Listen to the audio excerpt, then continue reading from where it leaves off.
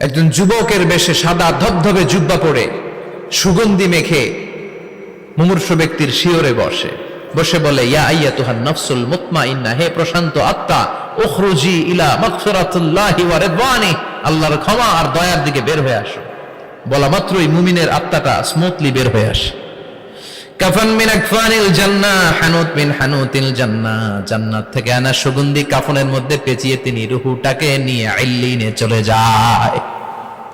সরাসরি দেখে মালাকুল মাউতকে। আর যারা ইসলাম বিরোধী, কোরআন বিরোধী, তাদের সামনে এসে মালাকুল মাউত ত্রাস সৃষ্টি করে। আগে ধমক। হাইওয়েতে মাঝে মাঝে ডাকাতি হয় না? বাসগুলোর মধ্যে যখন ডাকাতি হয়, বাসে থাকে 50 জন, ডাকাত ঢুকে 5 জন, এই 5 জনের ভয়ে সবগুলো পেশাব করে দেয়।